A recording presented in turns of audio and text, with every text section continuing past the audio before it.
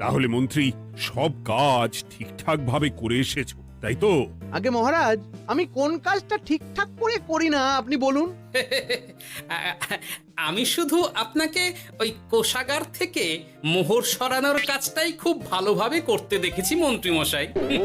আর বাকি সব কাজে তো আপনি লবডঙ্কা। গোপাল, মুখ সামলে কথা বলো, হ্যাঁ? বেশি বাড়াবাড়ি করো না। কি বলতে চাইছেন মন্ত্রী মশাই? বাড়াবাড়ি করলে মারামারি হয়ে যাবে। আচ্ছা, হয়েছে হয়েছে, অনেক হয়েছে, সকলেই বাড়ি থামো। ঝগড়াঝাটি বন্ধ হোক, এমনিতেই খুব গরম। বলছি কি, যা গরম পড়েছে এইখানে তো থাকাটাই দায় হয়ে যাচ্ছে। উফ, আর যে পেরে উঠছি না। মনে হয় আপাতত এখান থেকে কদিনের জন্যে। মহারাজ, বাইরে রাজ্যের প্রজারা জড়ো হয়েছে, সকলে মিলে বিক্ষোভ করছে। একবার শিগগির আসুন মহারাজ, নইলে সাংঘাতিক কিছু একটা ঘটে যাবে। কি হলো? আবারও কোনো সমস্যা হলো নাকি? আমাদের রাজ্যের প্রজারা তো যথেষ্ট বোঝদার, তারা তো এমনি এমনি ঝামেলা ঝঞ্ঝাট সৃষ্টি করার মানুষ নয়। গোপাল, চলো গিয়ে দেখি।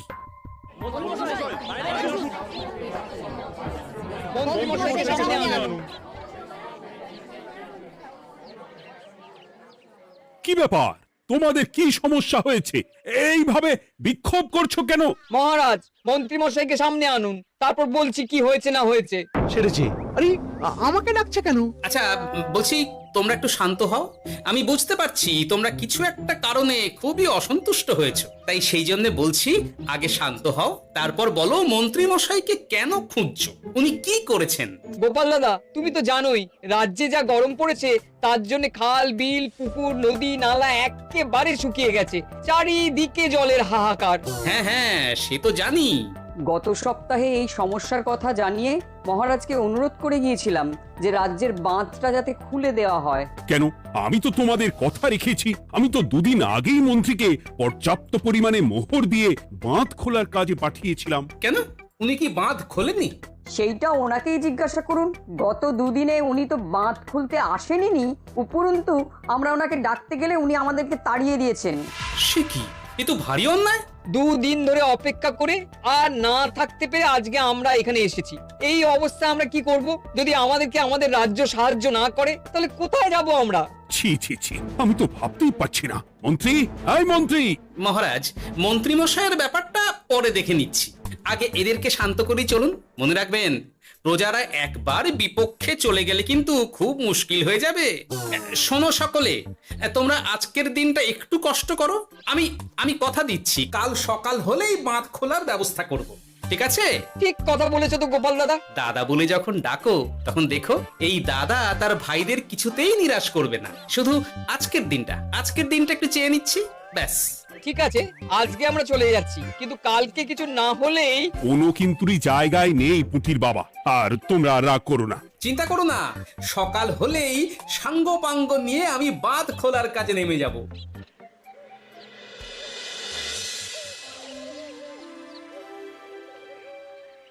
ছি ছি মন্ত্রী, তুমি এইভাবে আমায় মিথ্যে বললে। ভাবতেই পারছি না কি দরকার ছিল আমায় মিথ্যে আশ্বাস দিয়ে প্রজাদের সামনে নাক কান কাটার। মুখে কুলুপ কেন? উত্তর দাও।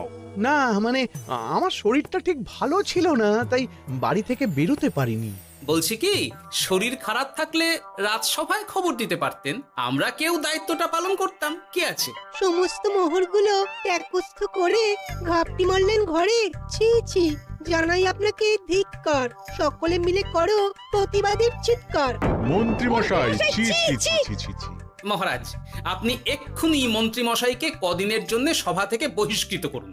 সে তো করবই, তবে তার আগে আমি চাই কালকে যখন বাঁধ খুলতে তোমরা নামবে, তখন সেই কাজে কোনো লোক নিয়োগ না করে মন্ত্রীকেই বাঁধ খুলতে নামাবে। মহারাজ, এ কেমন বিচার আপনার?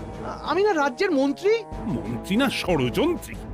মন্ত্রী মশাই, তাহলে কালকের জন্য প্রস্তুত থাকুন। মহারাজের বাঁধ খোলার জন্য সকল মোহর তো আগেই আত্মসাৎ করেছেন, এবার শুধু কাজে নেমে পড়বেন, কেমন?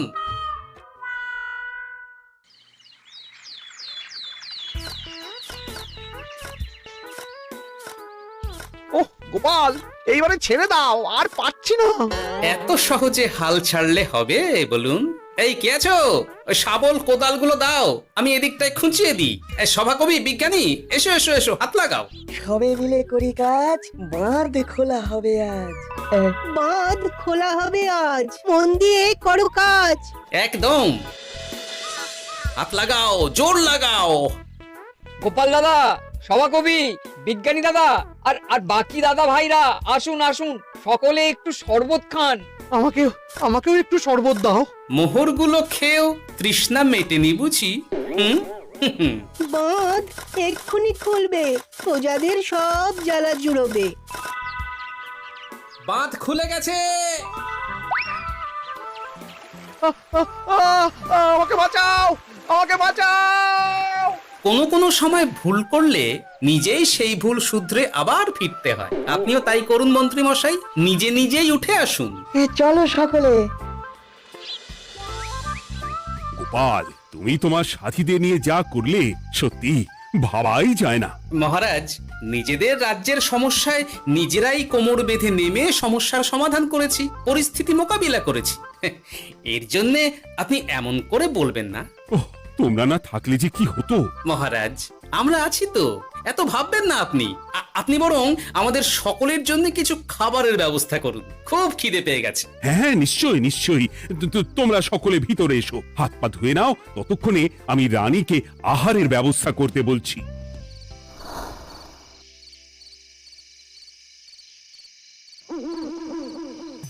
ওমা গো, ওমা বাঁচাও। কি শরীর খারাপ, তাই না লাগছে গো।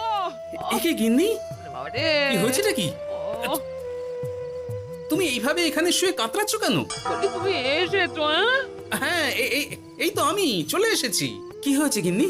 তোমার কোথায় কষ্ট হচ্ছে? গরমে হাঁসফাঁস করছি গো। পারছি না, রান্না করতে গিয়ে খুব বাজে অবস্থা হয়ে গেছে গো। এই থেকে এইখানে পড়ে পড়ে গড়াচ্ছি।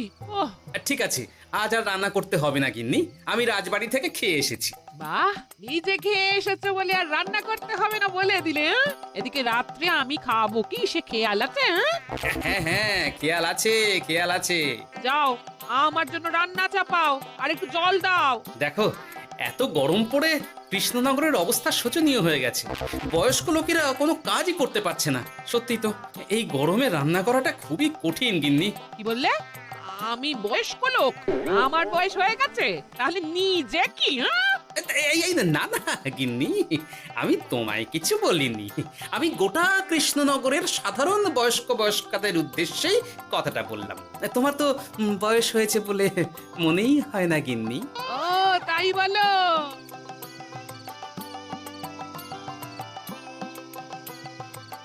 নাও গিন্নি, জল নাও। আজ না হয় আমি রান্না করব। হে ভগবান, মুখের একটু লাগাম দাও। এইভাবে যখন তখন সত্যি কথা বলিও না।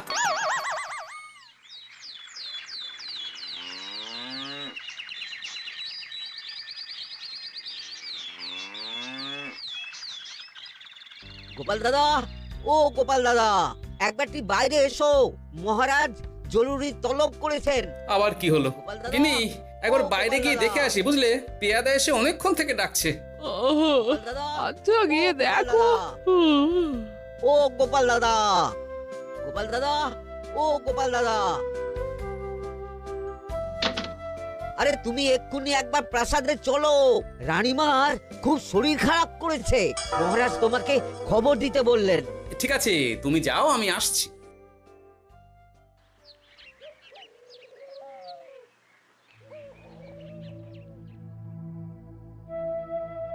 গোপাল, কি হবে বলো তো? রানী তো দুমদাম করে ব্যারামে পড়ে না।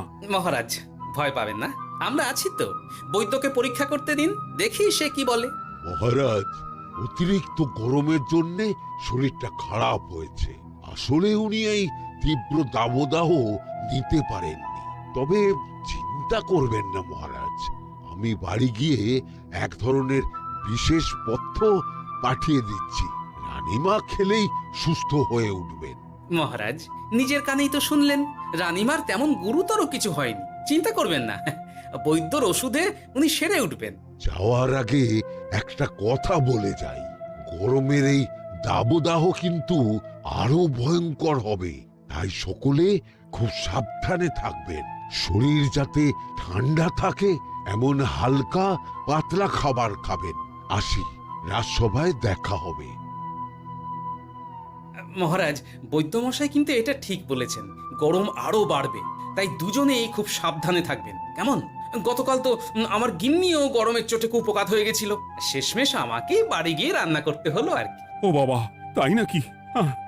তাহলে তো খুবই চিন্তার ব্যাপার। আচ্ছা মহারাজ, আমি তাহলে এখন আসি, আবার রাজসভায় দেখা হবে। এই গরমে আর এখানে থাকতে পারছি না, বলছি কদিনের জন্য না একটু অন্য কোথাও গেলে হয় না গো? গিন্নি, এই গরমে ঘরেই থাকো, অন্য কোথাও যাওয়ার মোটে নাম করো না। বাইরে বেরোতে গিয়ে যদি কোনোভাবে গরম হাওয়া শরীরে লেগে যায় তাহলে বিপত্তির আর শেষ থাকবে না গিন্নি। কিন্তু এখানেও তো যা গরম পড়েছে, পচে গলে মরে যাই আর কি। উফ গিন্নি, দয়া করে এইসব বাজে কথা বলা বন্ধ করো তো, আমার আয়ুর থেকেও তোমার আয়ু দীর্ঘ হোক।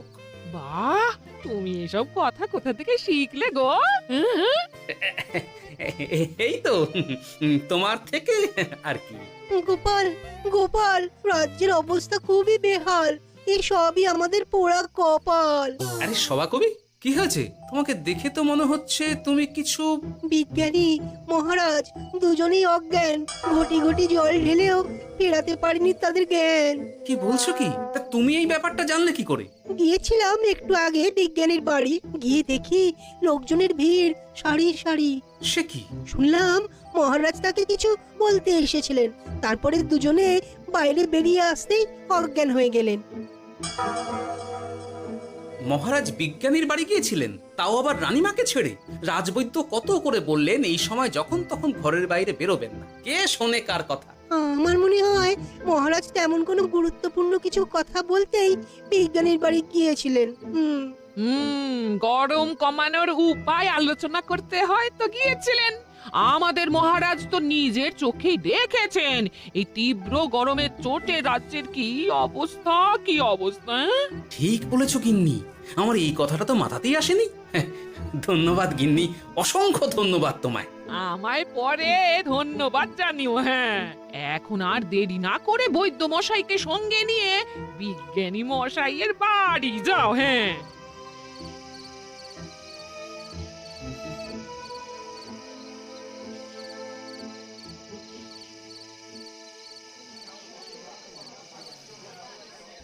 কি বুঝছেন বৈদ্যমশাই? খুব একটা ভালো কিছু বুঝছি না গোপাল।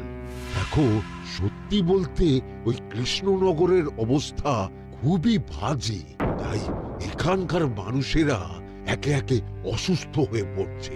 বাইরের অবস্থাটাও তো ভালো নয়, বুঝতেই পারছো।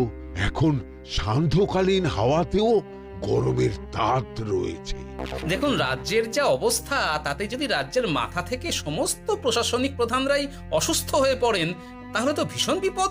সে তো বটেই, এই জন্যেই আমি বলি কি, মহারাজ সহ সকল সভাসদেরা এই রাজ্য ছেড়ে কদিনের জন্য পাহাড়ি কোনো এক জায়গায় গিয়ে থাকুন, পরিবার নিয়েই যান। দেখুন, আগে নিজেরা বাঁচলে তবে তো রাজ্যবাসীকে ভালো রাখতে পারবেন, তাই না? কথাটা কিন্তু মন্দ বলেনি বৈদ্য। গোপাল, এই গোপাল, তুমি পাহাড়ে যাওয়ার ব্যবস্থা করো। এইখানে আর কিছুদিন থাকলে মরেই যাব। হ্যাঁ গোপাল, আমারও তাই মত। এক্ষুনি যা শরীরে ক্লান্তি এসেছে, আর কদিন এইখানে থাকলে মরেই যাব। মহারাজের অনুরোধে গরম কমানোর কোনো ব্যবস্থাও তো করতে পারলাম না, বাইরে বেরোনো মাত্রই দুজনে মূর্ছা গেলাম। বাবা, ঠিক আছে, বুঝেছি। মহারাজ, আপনি আর এই ব্যাপারটা নিয়ে বেশি ভাববেন না। বিজ্ঞানী, তুমি আর বেশি কথা বলো না, আমি পাহাড়ে যাওয়ার ব্যবস্থা করছি। আমরা রাজসভার সকলে সব পরিবারই যাব। অনেক কাজ হয়েছে, এখন কিছুদিন আমাদের বিশ্রাম দরকার।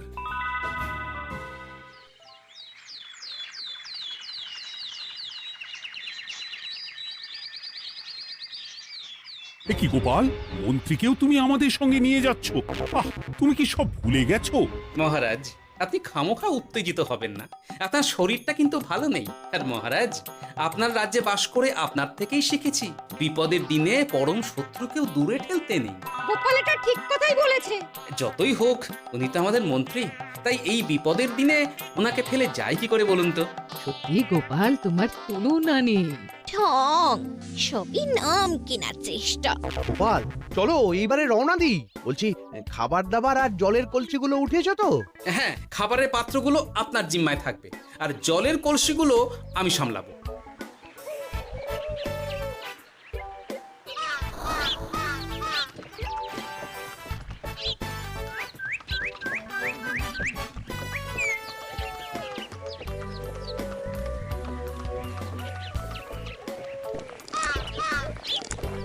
কি গো, তুমি খাবার ছেড়ে শুধুই জল খাচ্ছ? ওদিকে মন্ত্রী মশাই যে সব খাবার একাই সাবার করে দিলেন। না ভালোই তো, থাক না। এরপরে বড় বাইরে যেতে হলে বুঝবে, আমি তো ওই জন্যই নিজের জিম্মায় শুধুমাত্র জল নিয়েছি। দেখো, জল খেলে ছোট বাইরে যাওয়ার দরকার হলে চলে যেতে পারবো, কিন্তু বড় বাইরে যাওয়ার দরকার হলে তো যেখানে সেখানে যেতে পারবো না। তাই জলই সই। কিন্তু সবার জল যদি তুমি একাই শেষ করে দিলে তাহলে? এই রে, এটা তো ঠিক বলেছো গিন্নি। পথে ঘাটে কোনো পানীয় জলের পুকুর বা কুয়ো দেখলে জল ভরে নিতে হবে, বুঝলে?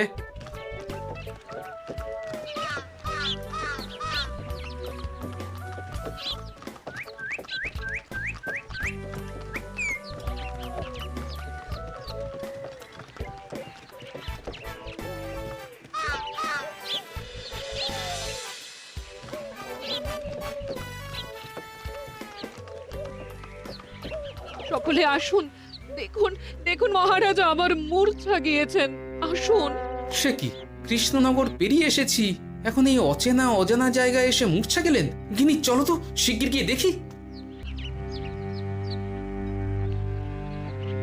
কেউ ঘাবড়াবেন না, মহারাজের শরীরটা আসলে খুব দুর্বল ছিল তো, তাই মূর্ছা গিয়েছেন। তবে চিন্তার কিছু নেই, আমি এক ধরনের পথ্য দিচ্ছি, এটা খেলেই উনি আবার সুস্থ হয়ে যাবেন। ঠিক আছে বৈদ্যমশাই, আপনি তাহলে যত তাড়াতাড়ি সম্ভব পথ্যটা তৈরি করুন। হ্যাঁ, আমার এই পথ্যটা তৈরি করার জন্য একটু জলের প্রয়োজন, একটু জলের ব্যবস্থা করুন তো। এ মা, বলি গাড়িতে যে এক ফোঁটাও জল নেই গো, কি হবে? এই গোপাল, তুমি একাই সব জল খেয়ে বসে আছো? হ্যাঁ গোপাল, এখন এসব বাদ দাও, চলো একটু জলের ব্যবস্থা করি। হ্যাঁ, খানাখন্দ, খাল, বিল, নদী, সমুদ্র, যেখান থেকে পারো জল নিয়ে এসো। জল ছাড়া এই পথ্য বানানো অসম্ভব। গোপাল, এ কি করা যায় বলো? দাঁড়াও, আমি একটু ছোট বাইরে থেকে ঘুরে আসছি। হ্যাঁ, খুব জোরে বেগ আসছে, ত্যাগ না করতে পারলে বুদ্ধি খুলবে না।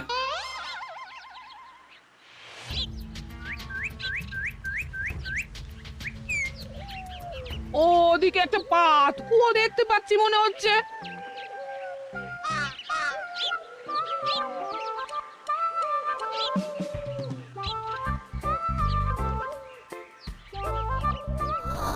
জল কোথা থেকে পাবো? তবে কি জলের অভাবে আজকে মহারাজ সুস্থ হতে পারবেন না? রানীমা, ব্যাকুল হবেন না, আমি আছি তো। আমি থাকতে কিচ্ছু অঘটন ঘটবে না। সকলে শুনুন, বিশেষত মহিলাদের বলছি, আপনারা সকলে নিজেদের কাছে যত শাড়ি আছে সেই প্রত্যেকটা শাড়ি আমাকে দিন। আমি শাড়ি জুড়ে জুড়ে লম্বা রশ্মি বানাবো, তারপর সেই রশ্মিতে বালতি ঝুলিয়ে জল তুলব। দয়া করে কেউ দেরি করবেন না।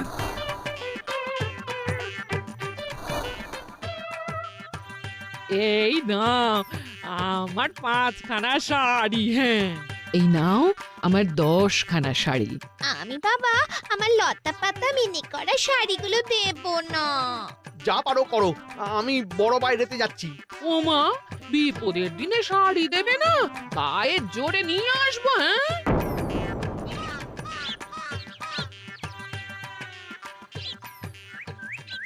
এ বাবা, এখনো কিছুটা কাপড় লাগবে তো। যা গভীর পাতকুয়া, সবার সব শাড়ি তো কাজে লাগিয়ে দিয়েছি, এখন কি হবে? আরে ওই তো কার একটা ঝোপের কাছে ধুতি পড়ে রয়েছে, যাই ওইটাই নিয়ে নি। এই গোপাল, গোপাল, আরে করো কি, ওটা তো আমার ধুতি। আরে আরে আমি এই ঝোপে বড় বাইরের জন্য এসেছি। আরে মন্ত্রী মশাই, বড় বাইরে করার সময় অযথা অন্যদিকে মন দেবেন না, তাহলে পেট সাফা হবে না।